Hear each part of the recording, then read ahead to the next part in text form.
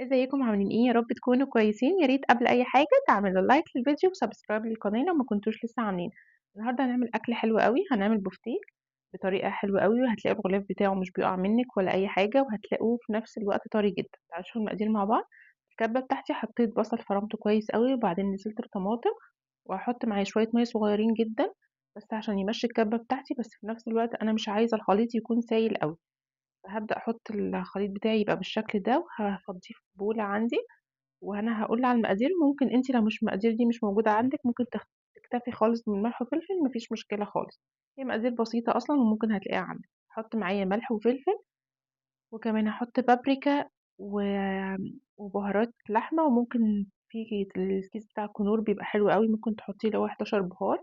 وكمان هحط عصير ليمون ونقطة زيت صغيرة جدا، يعني برضو حابة المقادير دي تمشي عليها مفيش مشكلة، هتبقى معاكي كويسة. أو ممكن تكتفي بالمقادير اللي عندك، يعني ما تصعبيش الدنيا خالص. هقلب كل المقادير دي كويس قوي، هحط بقى فيها البفتيك. بتاعي هغطيه بالتتبيلة كلها كويس قوي، بحيث ان انا اتاكد ان البفتيك كله اتبل بالتتبيله بتاعتي، والتتبيله اللحمه تشرب التتبيله كويس. هبدا احط البفتيك بتاعي كويس واغطي كل قطعه كده زي ما انتم شايفين بالتتبيله بتاعتي. وبعدين هاعمل الخطوة دي قبلها بيوم عشان البفتيك يتشرب من التتبيلة، وفي نفس الوقت يبقى طري كويس قوي معاكي وما يبقاش ناشف او بيشد معاكي.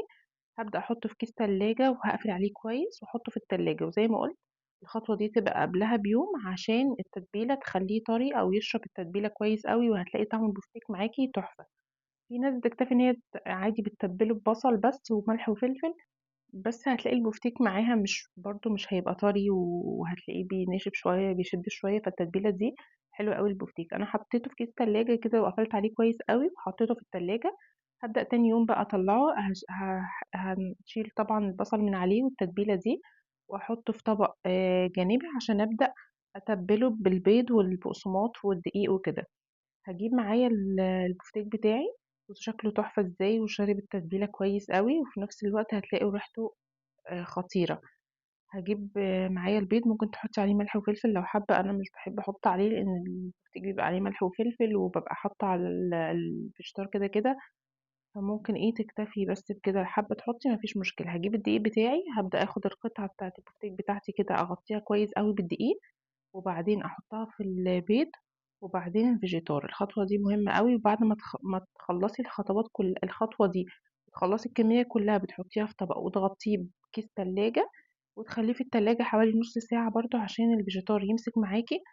اولا مش هيتحرق، ثانيا الطبقة اللي بره هتلاقيها زي ما هي، مش هتقع منك او ان هو تبقى تتقشر منك. لا، لما يتحط في التلاجة بيخلي الطبقة دي تمسك اكتر، وبتبقى محافظة على نفسها كويس. هجيب بقى زيت غزير ويكون سخن، هنزل فيه البفتيك اول دقيقتين بس يكون عالي الزيت، النار تكون عالية، وبعدين هبدأ اخلي النار متوسطة عشان اولا ما يتحرقش مني، ثانيا يستوي حلو قوي، ما يبقاش متحمر من بره ومن جوه مش مستوي.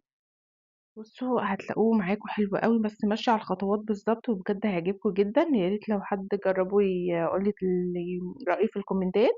وبص بجد خطير مع مكرونة وبطاطس وسلطة كده، خطير.